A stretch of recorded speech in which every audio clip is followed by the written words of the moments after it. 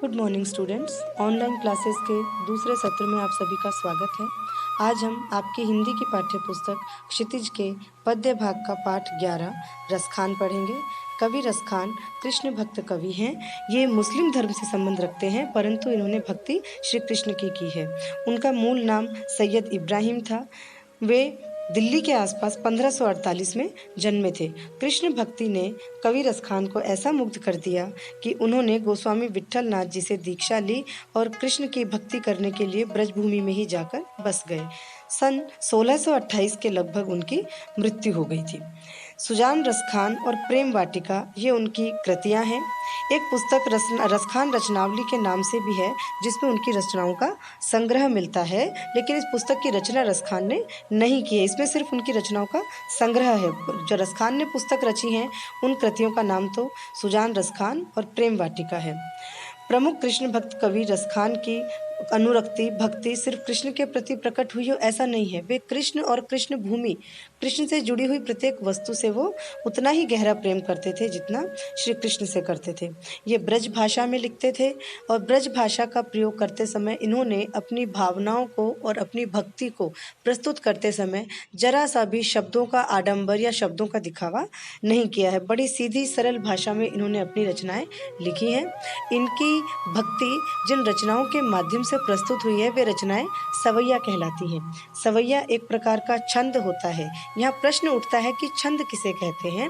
आपके स्तर पर अगर सरल भाषा में आप समझना चाहें तो छंद एक ऐसी काव्य रचना होती है जिसमें अक्षरों और मात्राओं की संख्या का ध्यान रखा जाता है। रसखान का प्रिय छंद सवैया है। सवैया 4 चरणों में बटा हुआ होता है। 4 चरणों से मिलकर एक सवैया बनता है। कहने का तात्पर्य है 4 पंक्तियां मिलकर एक सवैया बनाती हैं। सवैया क्या होता है? सवैया एक ऐसा छंद है जिसकी प्रत्येक पंक्ति में 22 से लेकर के 26 तक के वर्ण होते हैं। यहाँ इस बात को ऐसे समझ सकते हैं कि एक पंक्ति में यदि 22 वर्ण हैं, 22 अक्षर हैं, तो बची हुई तीनों पंक्तियों में भी 22 अक्षर होंगे। यदि एक पंक्ति में 24 अक्षर हैं, 24 वर्ण हैं, तो जो शेष पंक्तियां हैं उनमें भी 24 वर्ण होंगे। इस प्रकार से हर पंक्ति में वर्णों की संख्या फिक्स होती है। वर्णों की संख्या नियंत्रित होती है। 24 है तो 24 और 26 है तो 26, 22 है तो 22। तो रसखान ने अपने रचना को प्रस्तुत करने के लिए सवैया छंद का प्रयोग किया है। और अब हम यहाँ पर पहला सवैया पढ़ते हैं, जिसमें श्री कृष्ण के प्रति ही नहीं, कृष्ण की भूमि, कृष्ण से जुड़ी प्रत्येक वस्तुओं के प्रति कवि रसखान ने अपना प्रेम प्रकट किया है। ये कवि रसखान का चित्र है, आप देख सकते हैं। कवि रसखान जो कि मुस्लिम धर्म से संबंध रखते थे, परंतु वे कृष्ण भक्त कवि थे। पहला सवैया हम पढ़ रहे हैं।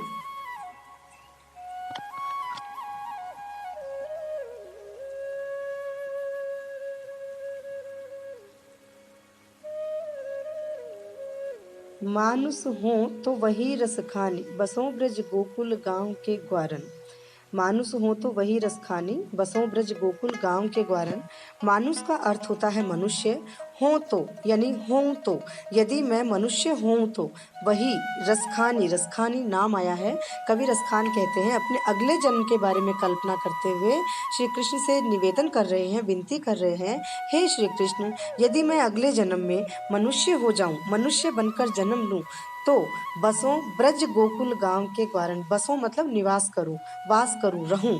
ब्रज और गोकुल गांव के ग्वारन, ग्वारन का अर्थ होता है ग्वालों के मध्य।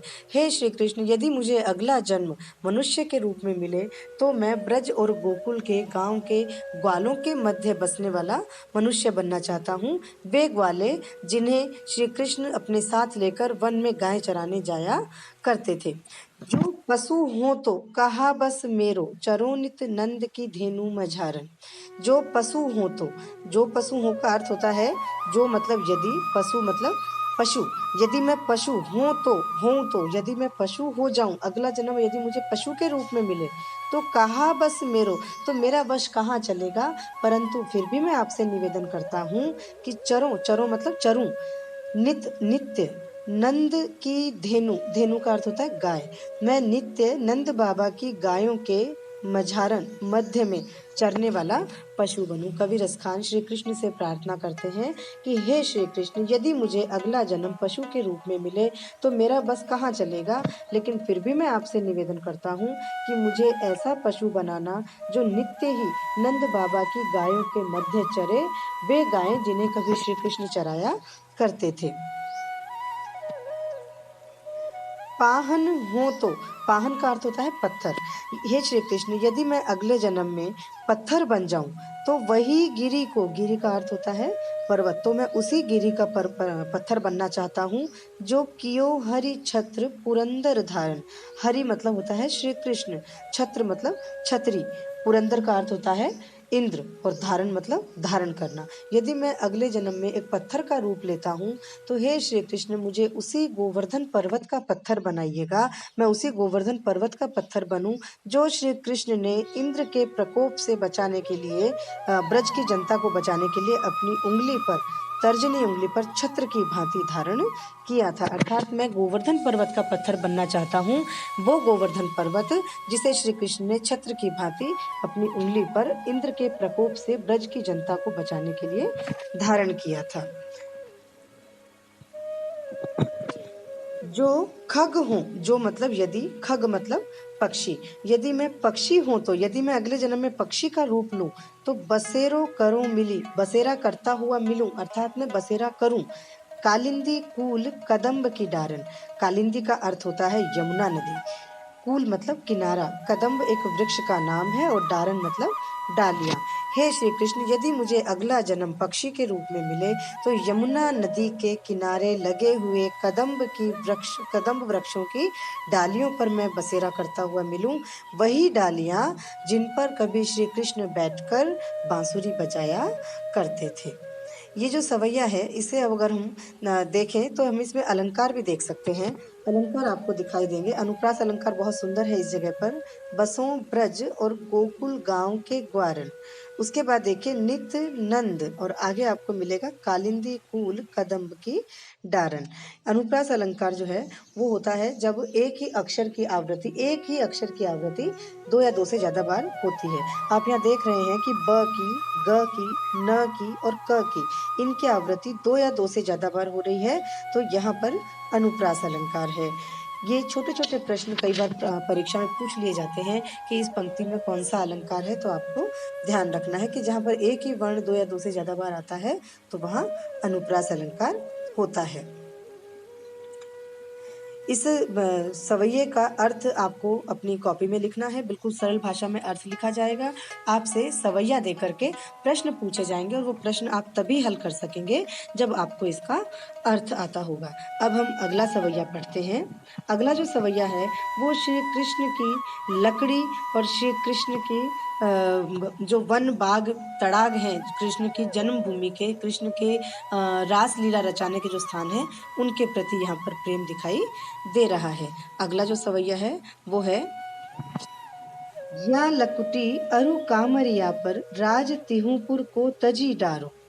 या लकुटी, या मतलब इस, लकुटी मतलब लाठी, अरु का अर्थ होता है और, कामरिया कंबल, इस लकड़ी और कंबल पर श्री कृष्ण जो लकड़ी और कंबल लेकर, जो लाठी और कंबल लेकर गाय चराने जाते थे, रसखान उस लकड़ी और कंबल के प्रति इतना आसक्त है, इतना प्रेम है उसको, कि रसखान कवि कहते हैं कि मैं श्री कृष्ण की लाठी और कंबल पर राज तिहुपुर को तजी डारो, तीनों लोकों का, तिहु मतलब तीन, पुर मतलब लोक, और तजी डारो त्याग दूंगा, मैं तीनों लोकों का राज भी लकड़ी और कंबल, वो लकड़ी और कंबल जो श्री कृष्ण की हैं, उनको प्राप्त करने के लिए, यदि मुझे वो लकड़ी और कंबल प्राप्त हो जाए तो मैं तीनों लोकों के राज के सुख को भी उस पर त्याग सकता हूँ, न्यौछावर कर सकता हूँ। मुझे लकड़ी और कंबल से इतना सुख मिलेगा कि तीनों लोकों का राज भी मुझे लालायित नहीं कर सकेगा, मुझे मोहित नहीं कर सकेगा।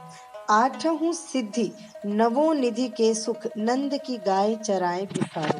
बच्चों, आपने हनुमान चालीसा पढ़ी होगी, और उसमें अष्ट सिद्धि नव निधि के दाता हनुमान जी के लिए आता है। हनुमान जी को कहा जाता है अष्ट सिद्धि और नौ निधियों के देने वाले हैं। यहाँ पर भी लिखा हुआ है कि आठहूँ सिद्धि नवों निधि के सुख, ये 8 सिद्धियां और 9 निधियां क्या है ये मैं आपको बताती हूँ। 8 सिद्धियाँ जो हैं, ये सिद्धियाँ होती हैं प्राप्तियाँ, जिस चीज़ की हमें प्राप्ति हो जाए वो चीज़ हमें सिद्ध हो जाती है। ये संसार में 8 सिद्धियाँ मानी जाती हैं। अणिमा, महिमा, गरिमा, लघिमा, प्राप्ति, प्राकाम्य, ईशित्व और वशित्व। ये 8 अलौकिक शक्तियाँ ही 8 सिद्धियाँ मानी जाती हैं। आप आजकल देखते हैं सुपरमैन है, स्पाइडरमैन है, हम कितने सारे एक काल्पनिक पात्रों को देखते हैं जो तरह-तरह की शक्तियों से लैस हैं और वो बच्चों को बहुत ही आकर्षित करते हैं। इनमें जो शक्ति होती है उड़ने की, छोटा हो जाने की, गायब हो जाने की या बहुत बड़ा हो जाने की, ये सारी शक्तियाँ बच्चों एक काल्पनिक पात्र में दिखाई जाती हैं और बच्चों को इनके प्रति अट्रैक्ट कर दिया जाता है। असल बात तो ये है कि ये सभी शक्तियाँ हमारे देवी-देवताओं में बहुत पहले से विद्यमान हैं।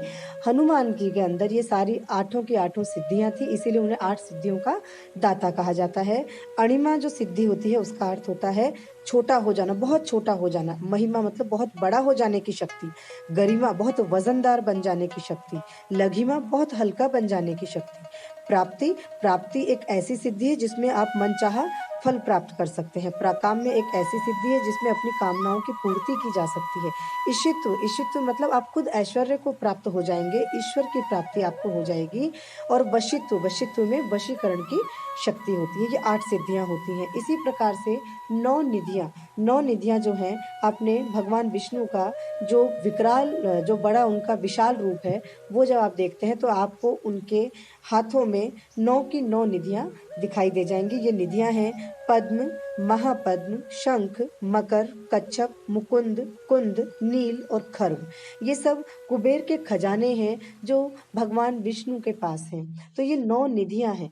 यहाँ पर लेकिन देखिए रसखान जो है इतनी सारी सिद्धियाँ और इतनी निधियों के सुख को भी रसखान कवि कहते हैं आठहु सिद्धि और नवो निधि। आठहु मतलब 8 सिद्धि, नवो निधि, नवो मतलब 9, 9 निधियों के, मैं 8 सिद्धियों के और 9 निधियों के सुख को बाबा नंद की गाय चराकर बिसारों, बिसारों मतलब भुला दूँगा। मुझे बाबा नंद की गायों को चराकर, वो गाय जिन्हें श्री कृष्ण चराया करते थे, उन गायों को चराकर मैं 8 सिद्धियों और 9 निधियों से मिलने वाले सुख को भी भूल सकता हूँ। अर्थात नंद बाबा की गायों को चराने में जो सुख मिलेगा, उसके आगे ये 8 सिद्धियाँ और 9 निधियों के सुख भी कुछ नहीं है। रसखान कबो इन आखिन सो ब्रज के बनबाग तड़ाग निहारो। रसखान कहते हैं कि कबो, कब, हे श्री कृष्ण, मैं कब इन आखिन सो, मैं कब इन आँखों से ब्रज के वन, बाग और तड़ाग, तड़ाग का अर्थ होता है तालाब, निहारो मतलब देखूंगा। हे श्री कृष्ण, मुझे ऐसा सौभाग्य कब प्राप्त होगा कि मैं अपने इन आँखों से ब्रज के वे वन, बाग और तालाब देखूं जहाँ पर आप कभी घूमा करते थे, आप कभी जहाँ पर रासलीलाएं रचाया करते थे। कौटिक ए कल धौत के धाम, करील के कुंजन ऊपर वारो। यहाँ पर कवि रसखान कहते हैं कौटिक, कौटिक का अर्थ होता है करोड़ों। कलधोत, एक अर्थ होता है के, और कलधोत मतलब सोने चांदी के, धाम मतलब महल।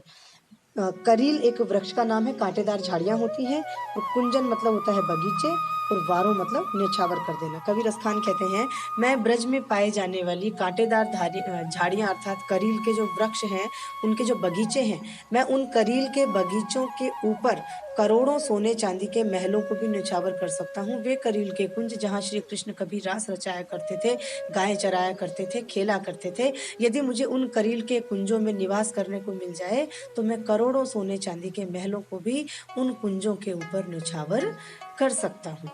अब इसे यदि हम अलंकार की दृष्टि से देखते हैं तो आपको यहाँ भी आपको दिखाई दे जाएगा बच्चों, बड़ा सिंपल सा दिखाई दे रहा है कि ब्रज के वन बाग, ब ब ब की आवृत्ति हो रही है, करील के कुंजन, कौटिक एक कलधोत, क की आवृत्ति हो रही है, नवोनिधि में न की आवृत्ति हो रही है। इस प्रकार से यहाँ पर अनुप्रास अलंकार दिखाई दे रहा है। आपको इस सवैये का अर्थ भी आपको अपनी कॉपी में लिखना है। आज का आपका यही होमवर्क है कि इन दोनों सवैयों के आपको बिल्कुल सरल भाषा में अर्थ लिखने हैं। आपको शब्दार्थ में बता चुकी हूँ, आप वीडियो बार बार सुन करके उन शब्दार्थों को सुन सकते हैं। बुक में भी आपके चैप्टर के पीछे शब्दार्थ दिए हुए हैं। आपको इन दोनों सवैयों के अर्थ लिखने के बाद जो पाठ्य पुस्तक है उसके प्रश्न उत्तरों में से, इस पाठ के जो प्रश्न उत्तर हैं, पहला, दूसरा और तीसरा, इन तीनों प्रश्नों को करना है। इसके बाद आपको 5वां प्रश्न करना है। तो पहला, दूसरा, तीसरा और 5वां ये प्रश्न आपको हल करने हैं। और अपना ये काम आप करने के बाद मुझे मेरे नंबर पर सेंड करके चेक करवाएंगे। Thank you.